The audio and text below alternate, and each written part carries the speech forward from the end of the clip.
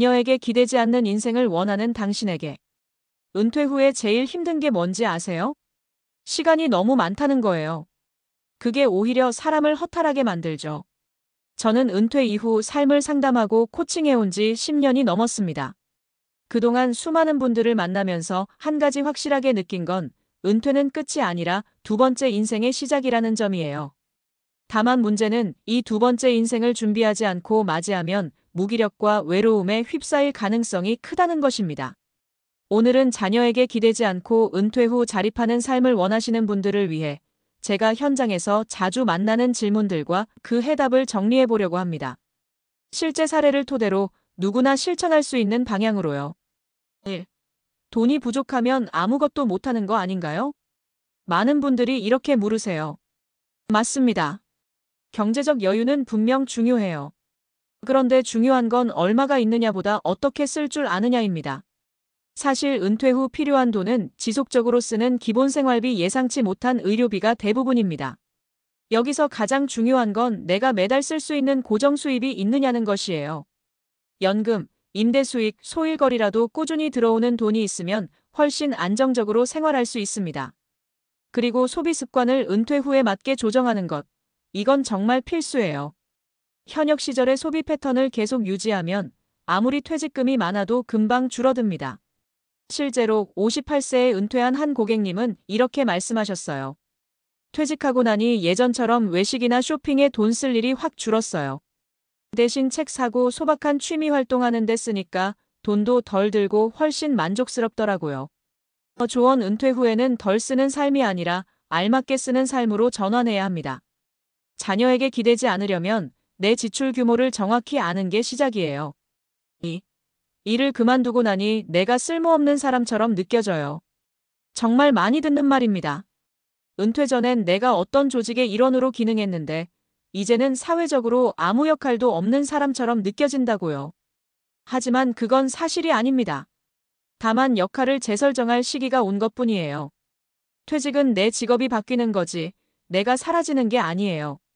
이제는 누군가의 부하가 아니라 스스로 역할을 만들 수 있는 기회가 온 겁니다.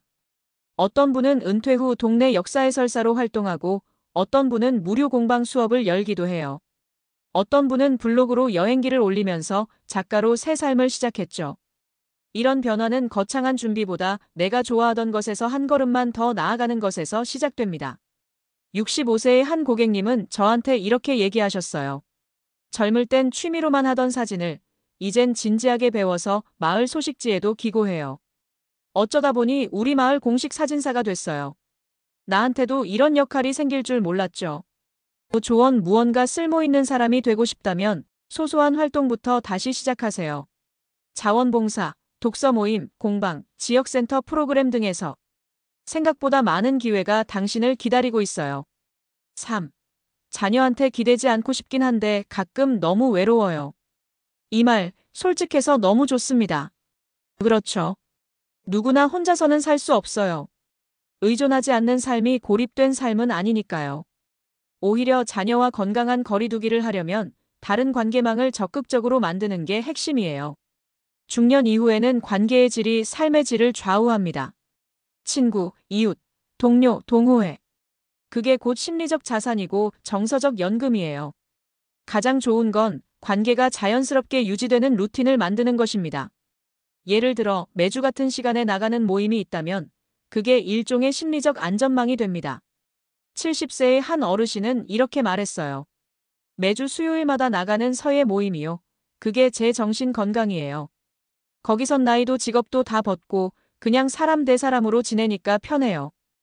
조언 외로움을 이기는 방법은 진짜 사람들과의 접촉입니다. 관계를 돈처럼 쌓아두세요. 나중에 정말 큰 힘이 됩니다. 4. 지금이라도 늦지 않았을까요? 정말 많은 분들이 이렇게 물으세요.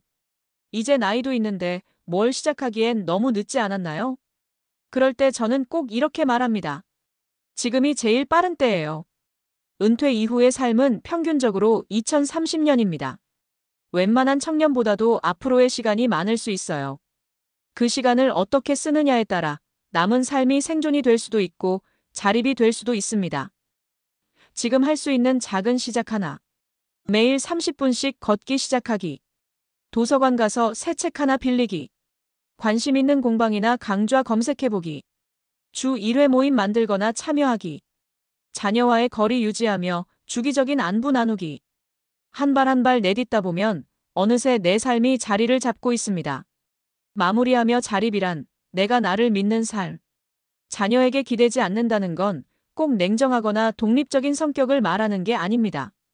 그건 결국 내가 나의 주인으로 살아가겠다는 태도입니다. 그 태도는 경제력, 건강, 활동, 관계 이 네 가지를 내 손에 쥐고 움직일 때 생겨요. 은퇴는 끝이 아니라 기회입니다.